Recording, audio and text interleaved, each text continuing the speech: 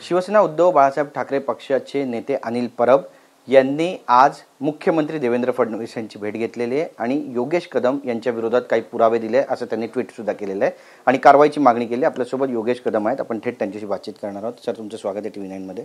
आणि आपण पाहतोय की अनिल परब विधान परिषदेतही त्यांनी आरोप केले, आता आज मुख्यमंत्र्यांची पण त्यांनी भेट घेतली. दबाव आहे तुमच्यावरती कुठल्या प्रकारचा असं म्हणावं? नाही, दबाव टाकण्याचे ते कदाचित प्रयत्न करत आहेत, परंतु माझी बाजू ही खरी आहे ह्याचा मला पूर्ण विश्वास आहे. आणि ठीक आहे, ते आता मुख्यमंत्री साहेबांना ते भेटले, तो त्यांचा अधिकार आहे.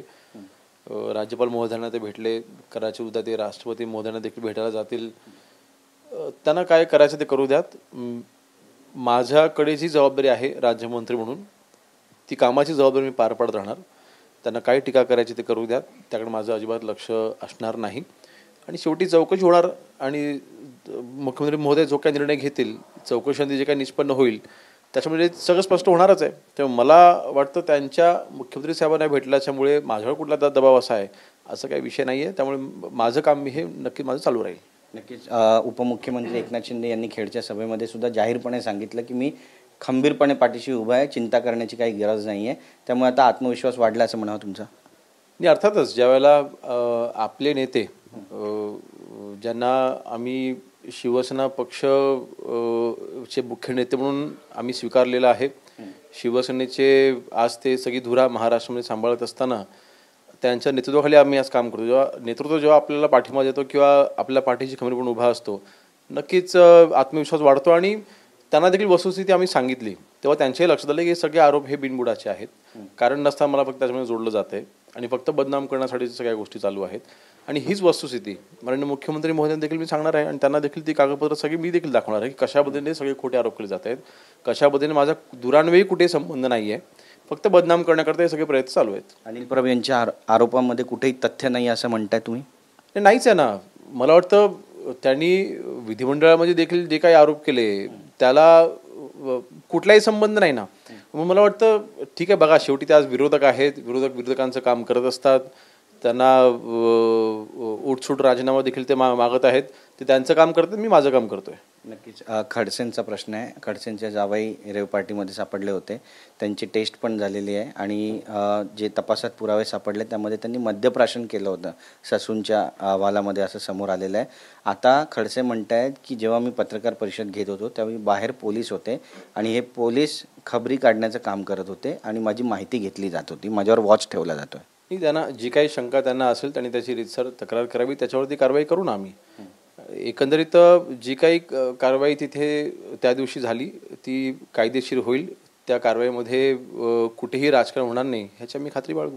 नागपूरमध्ये बिअर बारमध्ये फायली सापडल्यात, सरकारी फायली. नेमकं काय गुढ आहे, काय माहिती त्याच्याबद्दलची सापडली? त्याबद्दल स्पष्ट आम्ही निर्देश दिलेले आहेत. हे जे कोणी अधिकारी आहेत त्यांच्यावरती ही कडक कारवाई केली जाईल. अशा पद्धतीची वर्तवणूक ही अर्थातच कुठेही सहन केली जाणार नाही. नक्कीच. भाजपचे मंत्री असू द्या किंवा राष्ट्रवादी काँग्रेसचे मंत्री असू द्या किंवा शिवसेनेचे मंत्री असू द्या, या सगळ्यांचे राजीनामे मागितले जात आहेत. काहींना त्या ठिकाणी टार्गेट पण केलं जात आहे. महानगरपालिकेच्या निवडणुका आहेत, कसं पाहता याकडे एकंदरीतच? हे बघा, आज आमचं सरकार हे बहुमताचं सरकार आहे. 232 पेक्षाही जास्त आज आमच्याकडे आमदार आहेत. माननीय देवेंद्र फडणवीस साहेबांच्या नेतृत्वाखाली आज आमचं सरकार काम करत असताना आमचं पूर्ण लक्ष हे कामावरती आहे. कसं आहे, शेवटी टीका करणं हे ठीक आहे, मी मगाशी म्हटल्याप्रमाणे विरोधकांचं काम असतं, पण त्याच्यानंतर तुम्ही चांगली कामं झाकू शकणार नाहीत.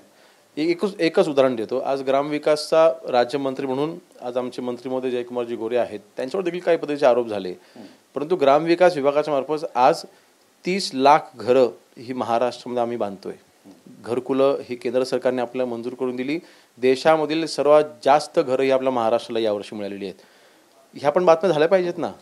हे देखील जनतेसाठी आम्ही करतोय ना.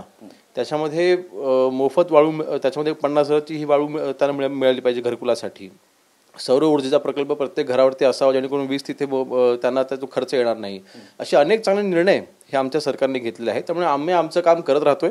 जनता ही आमच्या सोबत राहील. हा काली होती, आजही सोबत आहे, उद्याही सोबत राहील आमचा विश्वास आहे. यांना काय टीका करायची ते करू द्या. नक्की. धन्यवाद आमच्याशी बातचीत केल्याबद्दल. तर आपली भूमिका या ठिकाणी योगेश कदम यांनी मांडलेली आणि जनता आमच्या सोबत आहे असा दावा सुद्धा ते करतात. कॅमेरा पर्सन अमित शिगवणसह गिरीश गायकवाड, TV9 मराठी, मुंबई.